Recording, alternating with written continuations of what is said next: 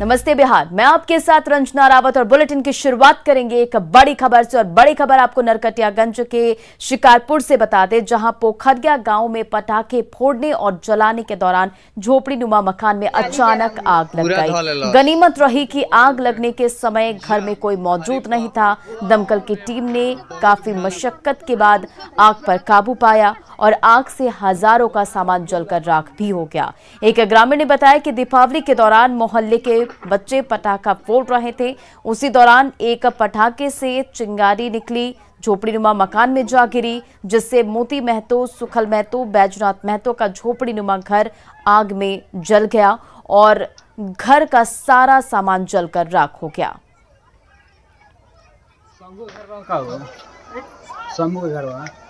नरकटियागंज से आपको खबर बता रहे हैं, जहां आग लगने की वजह से घर जल गया। दमकल की टीम ने काफी मशक्कत के बाद आग पर काबू पाया। पटाखे छोड़ने के दौरान ये आग लगी, जिससे हजारों के नुकसान की आशंका जताई जा रही है। 3 झोपड़ी जलकर इस आग में राख हो गए और घर का सारा सामान भी जलकर राख हो गया।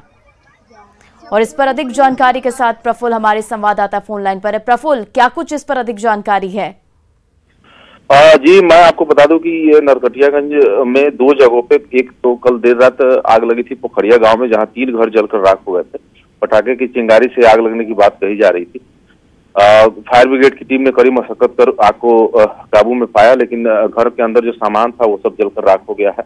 दूसरी बड़ी घटना जो है नरकटियागंज के मुख्यालय जो शहर है उसमें घटी है और वहां पे एक 3 मंजिला मकान है जिसके अंदर आग लगी है। अंदर बताया जा रहा है कि पटाखे भी हैं और मकान चूंकि गली के अंदर है, इसलिए आग बुझाने में काफी मशक्कत करनी पड़ रही है और अभी भी आग का धुआं जो है वो अगर मकान के अंदर से निकल रहा है। उसके अंदर जो सामान था वो भी सब जलकर राख हो गया है। मौके पर पुलिस शिकारपुर थाना की टीम भी पहुंची है और दमकल की 2 गाड़ी जो है वहां मौजूद है और लगातार जो है आग पर काबू पाने का प्रयास किया जा रहा है। तीसरी बड़ी घटना जो है वो कल देर रात की है, जो जगदीशपुर थाना क्षेत्र में घटी है। जगदीशपुर थाना क्षेत्र में भी पटाखे की चिंगारी एक झोपड़ी नुमा घर पे गिरी और बगल के जो 2 घर थे वो पूरी तरह से जलकर राख हो गए हैं, जिसमें भी लाखों का नुकसान हुआ है। जी, और कई जगहों पर आग लगने की खबर है क्या?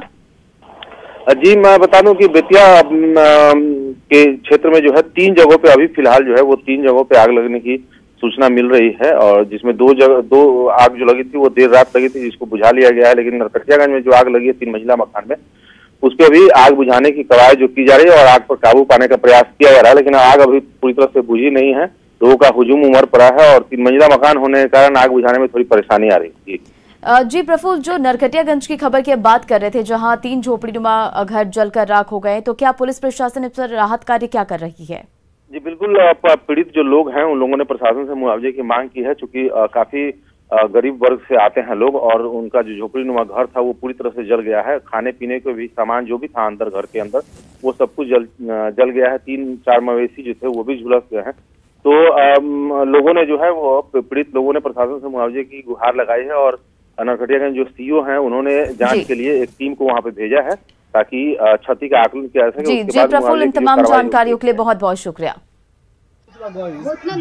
तो इस वक्त की एक और बड़ी खबर आपको बता दें, बेतिया के नरकटियागंज से आ रही है। महात्मा गांधी मार्ग में स्थित एक 3 मंजिला मकान में आग लग गई और आग लगने के बाद अफरा तफरी का माहौल हो गया। आग लगने की सूचना मिलने के बाद दमकल की टीम मौके पर पहुंची और आग बुझाने में जुटी है। तो ये बड़ी खबर आपको बेतिया से बता रहे हैं, जहां दिया जलाने के दौरान आग लग गई और घटना के बारे में बताया जा रहा है कि दिया जलाने के दौरान ये आग लगी और घर के नीचे दुकान है। तो ये एक्सक्लूसिव तस्वीरें आप देखिए और ये बड़ी खबर आपको बता रहे हैं बेतिया के नरकटियागंज से, जहां महात्मा गांधी मार्ग में स्थित एक 3 मंजिला मकान में भीषण आग लग गई और आग लगने के बाद अफरा तफरी का माहौल है।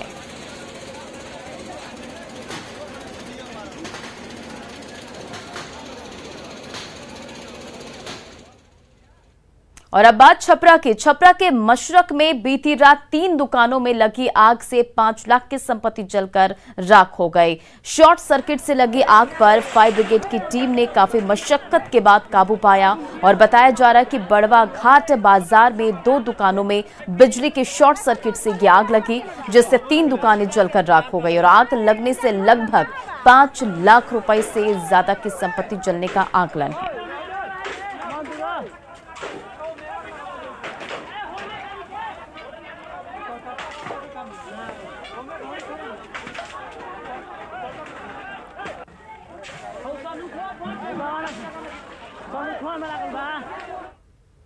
और बड़ी खबर गोपालगंज से बता दें, मोबाइल दुकान में लगी भीषण आग, पूरा दुकान जलकर हुआ राख। तो गोपालगंज से ये बड़ी खबर, जहां मोबाइल दुकान में भीषण आग लग गई और पूरा दुकान जलकर राख हो गया। लाखों के नुकसान की आशंका और मांझा के बलूही बाजार की ये घटना बताई जा रही है। तो ये एक्सक्लूसिव तस्वीरें आप देखिए गोपालगंज की, जहां मोबाइल दुकान में भीषण आग लग गई और पूरा दुकान इस आग की चपेट में आ गया और पूरा सामान भी जलकर राख हो गया। लाखों के नुकसान की आशंका जताई जा रही है। और आपको बता दें कि घटना मांझा के बलूही बाजार की है।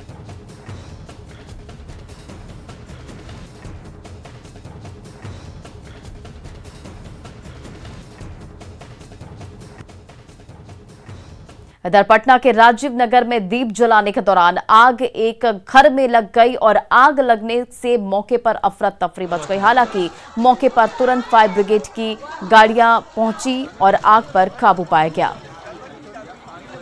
अरे नहीं भाई, कुछ वैसे लगल था।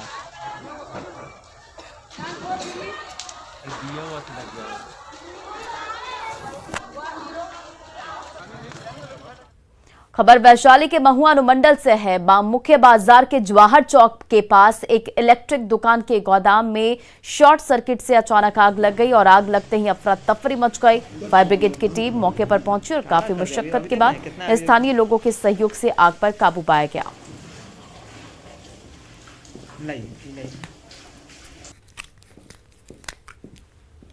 ये सब वीडियो होते हैं ना, भेज दिए तुरंत। ये लो करो वीडियो, वो लाइट ले लो हाथ पर। और देवघर में रांगा मोड़ टोल टैक्स के पास एक ट्रक में अचानक आग लग गई। स्थानीय लोगों ने ट्रक को रोका, जिसके बाद आग पर काबू पाया गया। ट्रक में आग इतनी भीषण थी कि फायर ब्रिगेड को बुलाना पड़ा, जिसके बाद कड़ी मेहनत से आग पर काबू पाया जा सका। लोगों ने बताया कि ट्रक में इलेक्ट्रॉनिक सामान और मशीनरी था और पटाखे की वजह से इसमें आग लग गई, जिसकी वजह से आग पर मुश्किल से काबू पाया जा सका।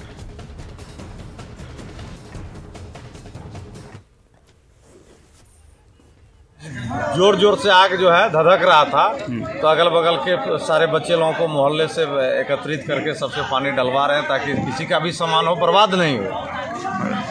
ट्रक में क्या है? ट्रक में जैसे पता चला खलासी से, वो बोले कि केबल वाला तार है। आग लोगों को देखने को बोल नहीं मिला कैसे आग लगा, लेकिन अचानक देखे बहुत ज्यादा लहर रहा था। और इधर धनबाद में दीपावली के दौरान बेखौफ अपराधियों ने लोगों में भय फैलाने के लिए फायरिंग की। लोयाबाद थाना क्षेत्र की यह घटना है, जहां 20 की संख्या में आए अपराधियों ने 40 धौड़ा काली मंदिर के पास दर्जनों राउंड फायरिंग की और इस गोलीबारी में 3 लोग घायल हो गए, जिसमें एक की हालत गंभीर है, जिसे SNMMCH में इलाज के लिए एडमिट कराया गया है। और घटनास्थल पर पहुंची पुलिस ने मौके से खोखा भी बरामद किया है। और बताया जा रहा है कि अपराधी लोयाबाद इलाके के बाहर से आए थे और फायरिंग के बाद अपराधी अंधेरे का फायदा उठाकर भाग निकले। अभी तक किसी तरह का मामला दर्ज नहीं किया गया है, वहीं पुलिस मामले की जांच में जुटी है।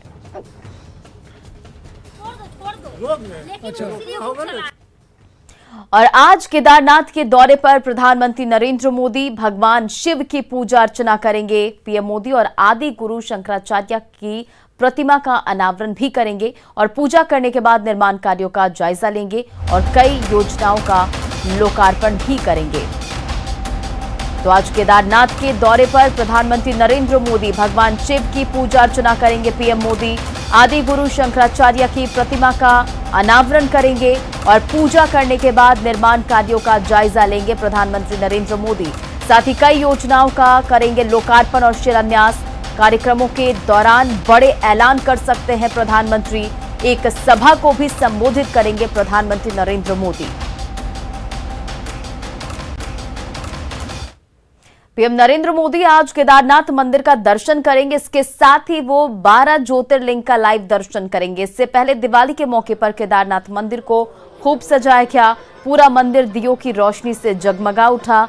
मंदिर को 8 क्विंटल फूलों से सजाया गया है और प्रधानमंत्री नरेंद्र मोदी आज 2 घंटे तक रहेंगे और इस दौरान मंदिर में पूजा अर्चना करेंगे। प्रधानमंत्री श्री आदि शंकराचार्य की प्रतिमा का अनावरण भी करेंगे। साथ ही चल रहे विकास कार्यों का जायजा लेंगे और पूरे हो चुके कई प्रोजेक्ट्स का उद्घाटन भी पीएम नरेंद्र मोदी करेंगे।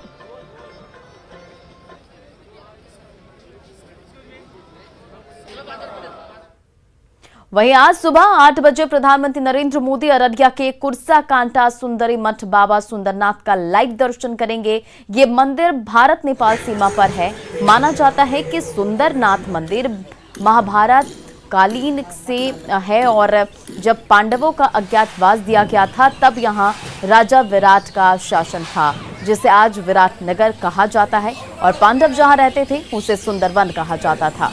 और यहाँ माता कुंती ने शिवलिंग की पूजा की थी। भारत के साथ नेपाल के लोग भी यहाँ दर्शन के लिए पहुंचते हैं और आज प्रधानमंत्री नरेंद्र मोदी वीडियो कॉन्फ्रेंसिंग के जरिए मंदिर का दर्शन करेंगे।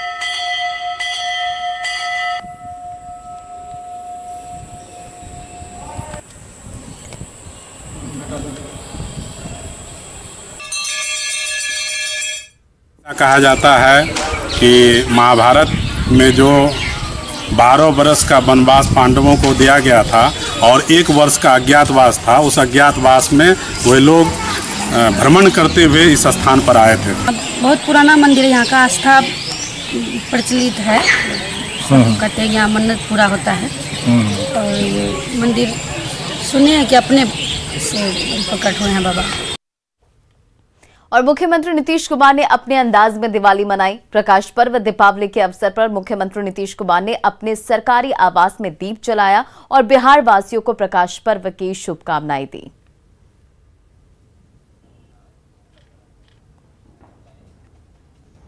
तो नीतीश कुमार की ये तस्वीरें देखिए। अपने अंदाज में मुख्यमंत्री नीतीश कुमार ने दिवाली मनाई और सभी को दीपावली के शुभ अवसर पर मुख्यमंत्री नीतीश कुमार ने शुभकामनाएं भी दी और मुख्यमंत्री नीतीश कुमार ने अपने सरकारी आवास में दीप जलाया और बिहार वासियों को प्रकाश पर्व की शुभकामनाएं भी दी।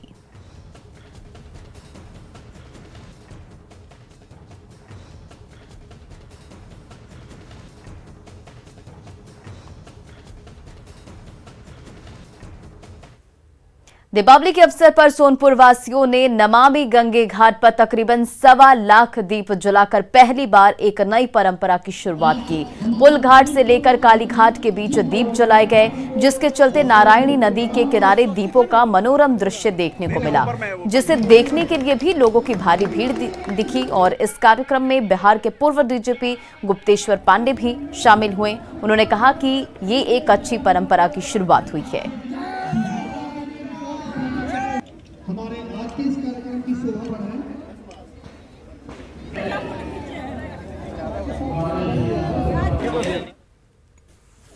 इतना दिव्य और इतना भव्य कार्यक्रम मेरी समझ में और मेरी जानकारी में संभवतः बिहार में पहली बार ये हजहर क्षेत्र की पुण्य भूमि पर सोनपुर के लोगों ने, यहाँ के नौजवानों ने, यहाँ के बुजुर्गों ने आयोजित किया है। और मैं ये देख रहा हूँ इसका भविष्य कि अगले वर्ष के बाद आने वाले कार्यक्रम में इसका रूप और दिव्य और भव्य होता जाएगा। ये बहुत बड़ा इस इलाके के लिए एक पैगाम है, भाईचारा का संदेश है। ये प्रोग्राम मात्र 6 दिन में मैनेज किया गया है। हाजीपुर नगर के लोग आए, हम लोग को कहे कि 11,000 दीप प्रज्वलित कराया जाए। दीपावली के दिन मां गंगा की पूजा और अर्चना का और दीपोत्सव बनाने की भी परंपरा है। राजधानी पटना में भी लोग सालों से इस परंपरा का निर्वहन करते आ रहे हैं। गांधी घाट पर शाम ढलते ही काफी संख्या में महिलाएं और पुरुष मां गंगा की पूजा अर्चना करने के साथ ही दीप जलाकर उसे लहरों पर प्रभावित करते नजर आए।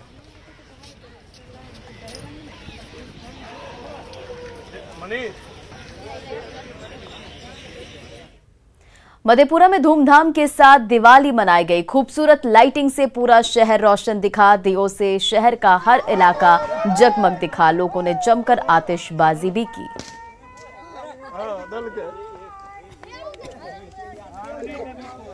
दरबार लक्ष्मी घाट दलित दरबार पाकते बहुत तेज। और इधर पटना सिटी में भी दीपावली का त्यौहार पूरे हर्षोल्लास के साथ मनाया गया। दीपावली के मौके पर पटना सिटी के पटना साहिब में 11,000 दीपक जलाए गए।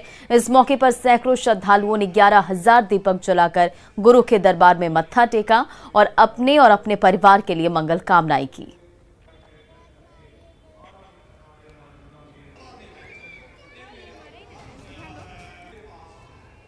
सिवान में युवाओं की टोली सिवान रेलवे स्टेशन को 1001 दीपों से सजाया गया और साथ ही स्टेशन पर रंगोली बनाकर जरूरतमंदों को मिठाइयां बांटी गई और दीपावली मनाया गया। युवाओं का कहना है कि अक्सर लोग अपने घर में दीप जलाते हैं, अपने घर को सजाते हैं और सार्वजनिक स्थल को छोड़ देते हैं, जिसको लेकर हम लोगों ने निर्णय लिया है कि हम लोग इस बार सार्वजनिक स्थल सिवान रेलवे स्टेशन को दीप से सजाएंगे और वहीं हम लोग दीपावली मनाएंगे।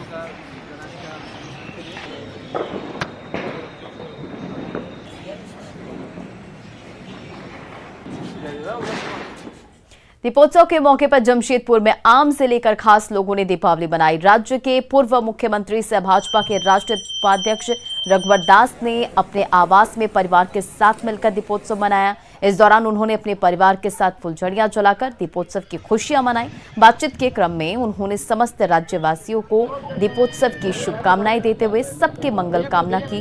और वहीं मंत्री बन्ना गुप्ता ने अपने आवास पर परिवार के साथ मां लक्ष्मी और गणेश की पूजा अर्चना की, जिसके बाद आवासीय परिसर में दिए भी जलाए।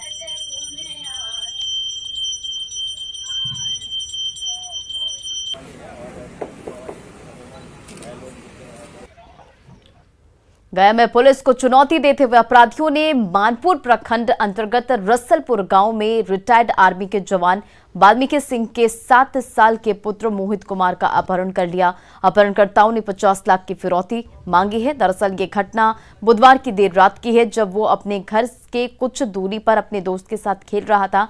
तभी 2 व्यक्तियों ने बोलेरो से आकर बच्चे को उनके पिता का पता पूछने के बहाने गाड़ी पर बैठा लिया। कई घंटे के बाद जब बच्चा घर वापस नहीं आया तो उसके दोस्तों के द्वारा जानकारी मिली और फिलहाल पुलिस हर एंगल से जांच में जुटी है।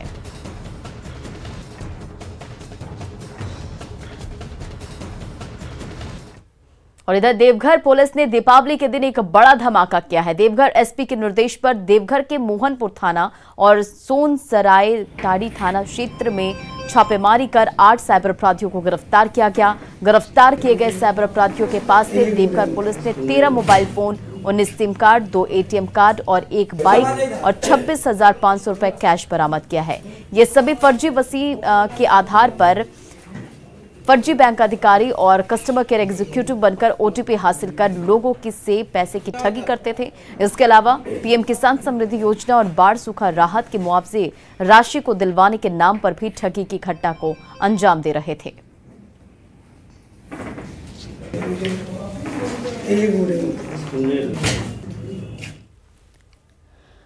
8 साइबर अपराधियों को गिरफ्तार किया गया। ये बेसिकली साइबर अपराध को अंजाम देने के लिए पीएम किसान समृद्धि योजना और बाढ़ सुखाड़ राहत कोष के लाभुकों को लाभ दिलाने के नाम पे ठगी करते थे और उन लोगों को जो सहायता राशि सरकार द्वारा दी जाती थी उसी में वो सेंध लगाकर साइबर अपराध किया करते थे। कुल 13 mobile phone, 19 SIM, 2 ATM card, 1 bike और नगद 26,500 रुपये। दीपावली के दिन भोजपुर में बदमाशों ने खूनी खेल को अंजाम दिया। बड़हरा के फूहा गांव में पटाखे के शोर के बीच अपराधियों ने 12 साल के प्रियांशु कुमार की गोली मारकर हत्या कर दी। प्रियांशु कुमार पटाखा लेकर घर वापस लौट रहा था, तभी अपराधियों ने सीने में गोली मार दी और बताया जा रहा है कि पहले के विवाद में गांव के ही कुछ लोगों ने गोली मार दी। एसपी ने कहा कि हत्यारों को चिन्हित कर लिया गया है और गिरफ्तारी के लिए छापेमारी जारी है।